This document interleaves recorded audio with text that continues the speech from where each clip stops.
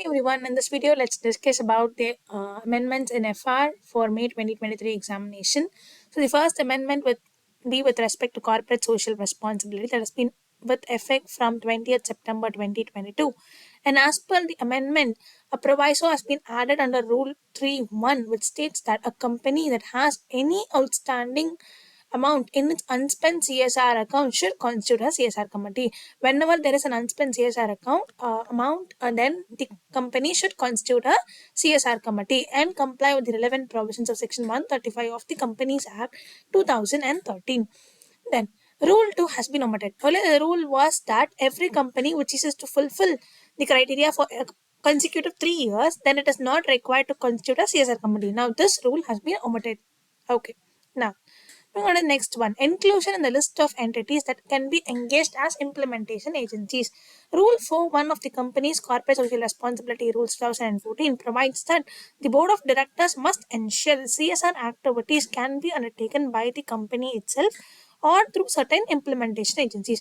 The CSR activity can be done either by the company itself or some agencies can be appointed to do that work. As per the amendment, in addition to the class of companies listed under Rule 4.1 of the Company CSR Rules 2014, new class of entities exempted under Section 10 of Clause 23C, which may be approved by the Principal Commissioner or Commissioner, have been included as implementation agencies. The PCIT or CCIT, Commissioner of Income Tax, may approve certain entities to be the implementation agencies. Those entities are any fund or institution established for charitable purposes having regard to the objects of the fund or institution and its importance throughout the India or through any state or states.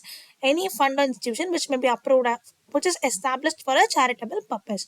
Then, any trust, including that any other legal obligation or institution, wholly for public religious purposes or wholly for public religious and charitable purposes, having regard to the manner in which the affairs of the trust or institution are administered and supervised for ensuring that the income accruing thereto is properly applied for the objects thereof, which simply means any trust which is there for religious and charitable purposes that can be approved by PCIT or CCIT. Then, any university or educational institution existing solely for educational purposes and not for the purpose of profit other than those mentioned in subclause 3AB and subclause 3AD of clause 23C of the Income Tax Act 1961. So, any university or educational institution which is for running for educational purpose and non-profit.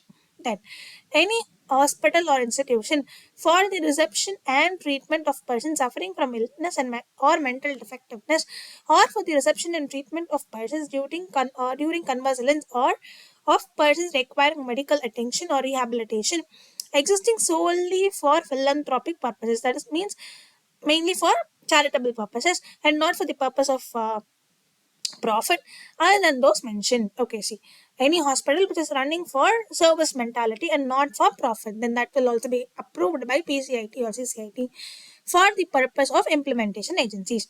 Now, then, changes in the limit of expenses incurred towards impact assessment studies. Before conducting any CSR expense, there will be a group of people who will conduct the assessment whether this project will be worthy and what will be the positive impact of such CSR expense. Okay, that will be known as impact assessment studies. Earlier, Rule 8 of Company CSR Rules 2014 provides that every company having an average CSR obligation of rupees 10 crore or more. CSR obligation should be 10 crore or more. Okay, then pursuant to Section 135, subsection 5 of the Companies Act, in the 3 immediately preceding financial years, should undertake an impact assessment through an independent agency, not by the company itself, but through an independent agency of the CSR projects having outlay of rupees 1 crore or more and which have been completed not less than 1 year before undertaking the impact study. Now, such a company may book an expenditure towards CSR for that financial year, which should not exceed 5% of the total CSR expenditure for that financial year, or rupees 50 lakhs, whichever is less.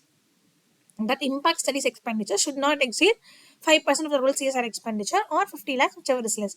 This was the earlier provision. Now it has been amended to 2%. Now it has been reduced to 2%. It could now be 2% of the total CSR expenditure for that financial year or rupees 50 lakhs, whichever is higher. Rupees 50 lakhs, whichever is higher. Now, let's move on to certain revisions. Okay. Now, Annexure 2 of the company's rules, CSR rules 2014 prescribes a format of the annual report on CSR activities included in the company's board report. Some of the significant amendments in the format are executive summary. As per the amendment in Annexure 2, companies are required to provide an executive summary with the web links of the impact assessment. If there is impact assessment has been conducted, then such web links have to be provided. Disclosure on CSR spend. As per the amendment, companies are required to disclose only the total amount spent, on ongoing and a CSR project. Okay. Earlier it was both, and now it is only the ongoing project and other project. Total amount should be given. Okay, not the project wide details. Now, additional disclosure on unspent CSR amount. In disclosure of unspent CSR amount for preceding 3 financial years, companies are required to disclose the balance amount in unspent CSR account and deficiency if any, in accordance with section 135(6) of the Companies Act 2013. Now it is required to disclose what is the amount in the uh, unspent CSR account. Now, there are certain amendments in India's rules 2022. First, in India's 16 property, plant and equipment. 17E of India 16 has been amended by adding a clarification that the excess of net proceeds from sale of items produced during testing will not be credited to profit and loss account. It will be deducted from the cost of an item of PPE. See, this was this is an amendment. Okay, this is a clarificatory amendment. Okay, by adding a clarification that excess of net proceeds from sale of an item which is produced during the testing will not be credited to profit and loss account. Instead, it will be deducted from the cost of PPE. However, amendment made in IAS 16 by ISB prohibited deduction of proceeds. Okay, this differential treatment has led to carve out. Okay, these all things are not important. For example, like this will be important. Now that it is stated that for the testing units which has resulted in excess of net proceeds that will be deducted from the cost of an item. Now, in the 37, provisions, contingent liabilities, and contingent assets. Paragraph 68A has been inserted, which clarifies which cost needs to be considered in the cost to fulfill while determining whether the contract is onerous.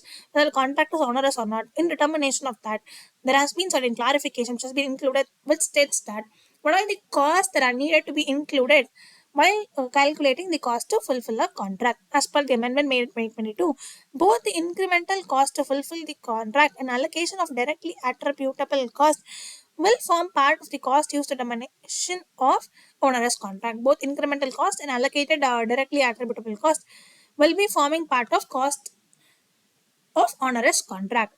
And it has been amended that assets used in fulfilling the contract. Okay, it was earlier related to contract, now it is assets used in fulfilling the contract. This amendment requires to take into consideration the impairment loss on all assets whose cost will be considered in assessing the contract as onerous. Then these amendments are prospective. There is no retrospective amendment. Okay, now with this in this regard. And now, with cumulative effect, recognize the opening balance of the retained earnings or other component of equity as appropriate. Comparative financial statements are not to be restated. There could be a question which states that there is an amendment, and for this, whether I have to restate the comparative financials. For that, we have to answer it as a no. Okay, now. In this 103 business combination, in March 2018, ISB revised the conceptual framework for financial reporting. Accordingly, ICAI in August 2020 came out with a revised conceptual framework for financial reporting. The conceptual framework under NDAs. The amendments in NDAS 103 is due to the changes in reference to conceptual framework without change in accounting requirements for business combination. Just only with reference to conceptual framework, and there is no new provisions which have been included. Due to revision in the conceptual framework, there was an accounting implication to contingent liabilities and levies within the scope of Ind-AS 37 and Appendix C levies. As per it, the assets and liabilities in a business combination are recognized if they meet the definition of an asset or liability as per the conceptual framework. The timing of recognition of a levy may be sometimes different due to specific guidance given in Appendix C. Therefore, while recognizing levies at the acquisition date, an acquirer might recognize at the acquisition date a liability to pay a levy that it will not recognize subsequently when applying Appendix C levies. This difference would arise between an entity Because an entity might recognize a liability earlier by applying conceptual framework. This liability would be derecognized immediately after when principles of Appendix C are applied. The entity would recognize a so called day to gain. Okay. See, earlier what was that? There was we have to apply the conceptual framework, then we have to recognize a liability. Okay. Then similarly, Appendix C, if it is applying, then that liability has to be reversed. This difference would cause a gain called as day to gain. Therefore, to resolve this implication, Ind AS 103 has been amended with regards to recognition exception for contingent liabilities and levies by inserting paragraph 21A to 21C as an exception has been added to requirements of paragraph 11 of Ind AS 103 for liabilities and contingent liabilities that would be within the scope of Ind AS 37 or Appendix C if incurred separately rather than assumed in business combination. Now we have to apply Ind AS 37 or Appendix C if it is incurred separately rather than considering it via business combination. There is an exception now. Further, Ind AS 103 prohibited the recognition of contingent asset even prior to 2022 amendments. Her prohibition was not stated explicitly in Ind AS 103 itself. Therefore, 23A para has been inserted in Ind AS 103 to explicitly prohibit recognition of contingent asset. Now we generally know, right? Contingent asset are not to be recognized but has to be disclosed. Now that has been explicitly brought in within the standard. Now, Ind AS 101, first time adoption of Indian accounting standards.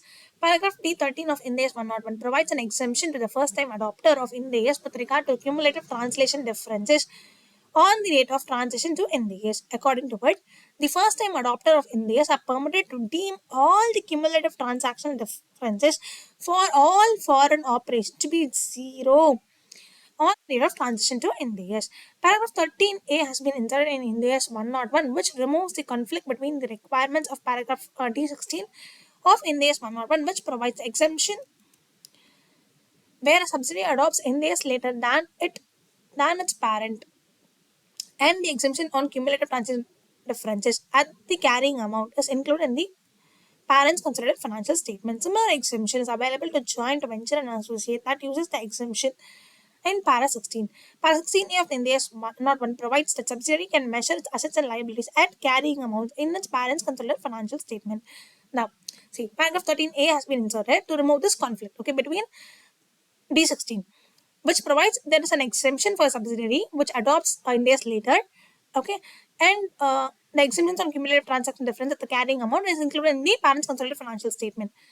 Now that it is assumed to be zero and only carry over at the carrying amount in the parent's consolidated financial statement. In this 109 financial instrument, as per in this 109, a financial liability is derecognized when it is extinguished, which includes exchange between an existing borrower and a lender due to different or substantial modification in the terms of contract. So financial liability is derecognized when it is extinguished, which includes there is an exchange between the existing borrower and a lender, which has resulted in substantial modification. It is also clarified that the terms are considered to have been substantially modified when the net present value, NPV of the cash flows under the new terms and discounted using the original effective interest rate differs at least by 10% from the present value of the remaining cash flows under original terms. There should be a difference of at least 10% just was there. But now it is saying that the net present value of the cash flows under the new terms, including any fees paid, net of any fees received, any fees we have paid, additional fees we have paid, or any discounts we have received, those have to be netted off, and that is also to be considered. And this fees was not earlier mentioned. Right now, the amendment is being which clarifies that fees paid for the above purpose includes amount paid by the borrower to or on behalf of the lender, fees received paid by the lender to or on behalf of the borrower. That's what we have understood. Borrowing cost and any borrowing cost, borrowing discounts we have received. The above amendment will be applied prospectively. Again, it is a prospective amendment to the modifications and exchanges that occur on or after the entity applies the amendment, after which means after 2022. After 2022, this amendment will be forming part of prospectively applied. Okay, now The last amendment is there in Ind AS 41 Agriculture. Earlier, Para 22 of Ind AS 41 prescribed that certain cash flows that would not be considered for the purpose of assessing the fair values. Certain cash flows which will not be considered for the purpose of assessing the fair values. Out of those cash flow, amendment made in 2022 deleted the cash flows for taxation from exclusion list for measurement of fair value. Now, it was that people ignore the cash flows from taxation for taxation. It was there in the exclusion list for the measurement of fair value. Now that it has been deleted, this implies that tax cash flows must be included while computing the fair value. That is fair enough, right? We have to consider the post-tax cash flows now. Okay, tax cash flows must be included in fair value measurement of biological asset as per Ind AS 41. With this, all the amendments for FR has been covered. Stay tuned. Thank you.